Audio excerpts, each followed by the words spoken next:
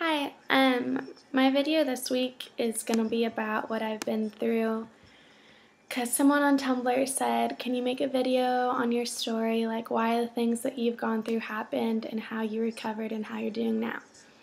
So, a few years back, a few years back, my grandma died. She was my mom's mom, and I don't know why, but she was in the hospital for a while and I never really visited her because I thought, I was younger and I just thought, oh, she's sick and she'll be out and she'll be better. But she ended up passing away and I took a lot of the blame on myself. Realistically, I know it wasn't my fault, but I felt like she died thinking that I didn't care about her because I never went to visit her, and I put a lot of that on myself, and my mom became really upset because, it was her mom and her dad passed away when I was younger too, so she's lost both of her parents, and the woman I always saw as being strong wasn't anymore, and it was hard for me to watch, especially when I was blaming myself for a lot of it. And I started self-harming for the first time. I would cut myself on my hips, and I would just, I didn't really do anything too damaging. It was just trying out something, and just left little lines on my hips, and I put them where they could be covered by underwear and swimsuits so nobody would ever know. And I did that for a few months, and it was really addicting, and I just decided at some point that it wasn't for me, and so I stopped. Then around junior year in high school, I started becoming really depressed again, and I just kept it to myself because I'm a people pleaser and I didn't want to bring others down, and I didn't want people to look at me like I was broken, and I wanted to handle it on my own, and so I tried to.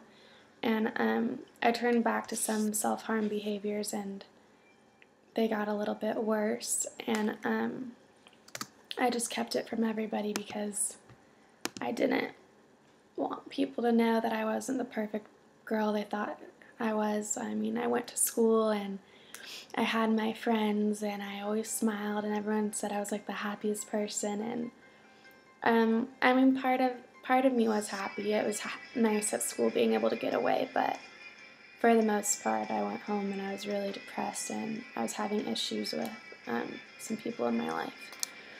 And so I turned to self-harm and I got back in the habit of that. Then the summer before my senior year, I just became, I think it was easier to focus on my weight than it was to focus on the things going on with me emotionally. I knew I wasn't satisfied with who I was as a person. I felt like I hurt people and that I wasn't smart enough, or I just wasn't enough. And the only way I could handle that was thinking it had to do with my weight for some reason. When I was younger, a lot of people always focused on my looks and telling me I was pretty, and I think I became very focused on that, and when someone wouldn't tell me I looked pretty one day, I'd just fall apart and I'd be like, oh, I'm not beautiful anymore. And it's easy for people to focus on your appearance, and they weren't focusing on who I was as a person, and I think I put a lot of importance in my looks and my appearance, and so the summer before senior year I started focusing a lot on that, and I believe it was around September probably, 2010, I told my mom that I thought I had a problem because the way I was seeing food was so twisted, and I knew it. I knew that what was going on in my head was really off because I always loved food, and all of a sudden I was scared. I wouldn't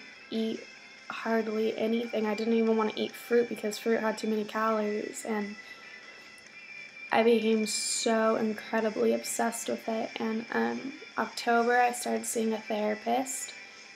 This video is going to be long, I'm sorry.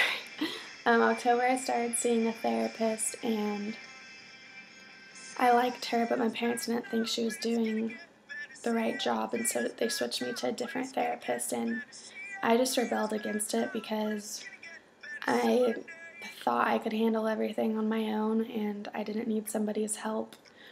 But I did need their help, and it wasn't until I started giving into that I really began to do a little better. But I went to my therapist until, well, I still go to her, but I went to her, and in June 2011, things were still really bad, and I wasn't telling her everything. I was still having issues with suicidal thoughts, and I was still skipping meals sometimes or throwing things up and not telling her because I was just ashamed, and I wanted her to be the one person who kept having faith in me, and I didn't want to let her down. And in June, I was taken out of high school, and I only told probably only 3 people other than my family knew where I was, and I went to live in a treatment center, which in the beginning I absolutely hated. I mean, they watched you during everything you did, and you had to eat every ounce of food on your plate, and food was my enemy, and therefore they were my enemy for pushing me towards it. And it took a while, but the people there became my family, and I don't think I love anyone as much as I love the people who were there for me during that. They had no option. I mean, they saw everything. They saw me cry after therapy sessions. They'd see me after family sessions when I would just fall apart, and they took me to my biggest fear food places and sat with me and watched me eat it, and they saw the purest form of me that I've ever shown to somebody, and they still loved me and supported me, and they had so much faith in me. And I think that's the only thing that kept me going, was knowing that it was possible for people to love me for who I really was, and I didn't have to hide from everybody, because they proved to me that I could trust people. And yes, they were hired and that was their job, but they didn't have to do some of the things that they did for me, and they made me feel like I was cared about and that I was worth more than others were projecting on me and that I was projecting upon myself. So I mean, it was called CFD, Center for Discovery, and I absolutely adore that center. And I came out of there in August, and it was the start of college and start of hearing girls talk about food and stuff all the time and being surrounded by it and back in my normal environment. But they gave me so much hope, and I started having faith in myself, and I knew I beat self-harm. I haven't self-harmed since August. I beat my eating disorder. I haven't gone back to those habits, and I've overcome enough to know that I am capable. And it's not that I've always been here, because I have so many people tell me, you know, I don't understand, like, how you're so positive and stuff. I haven't always been positive. I wanted to kill myself. I thought that I would never heal from my eating disorder. I didn't want to heal from my eating disorder for a very long time because it was comforting, and I still find comfort in the pain. I'm still afraid of happiness half of the time. Well, 90% of the time. But I know that that 10% is there, and that's what I hold on to. And, you know, being happy isn't having everything in your life be perfect. It's just learning to adapt to it and to change with it, and you just have to embrace the good, and you have to stop holding on to the bad, because it's so easy to let that be all you have. But there are things to be happy about. I mean, yes, I've been through a lot, but I wouldn't change my past. I'm happy that I had an eating disorder. I'm happy that I self-harmed, because I have a newfound sense of self and a newfound strength that I didn't have before. And I'm not afraid anymore. I'm not afraid of, you know, people finding out who I really am. I don't care anymore. I mean, yes, I'm still hurt if people leave, because I've had a lot of people leave me, but if they're leaving you because you're showing them your true self, then they don't deserve to be part of your life. And now, I guess, I am doing a lot better. I still have days where food stresses me out and I have anxiety attacks around eating bread, but it's something that I'm working on and I'm gonna have to deal with that forever. You don't lose an eating disorder. It stays with you and it's gonna be there.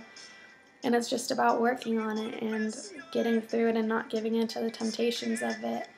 I still have thoughts of self-harm when I get really stressed out or I'm just completely overwhelmed with stuff, but I don't do it.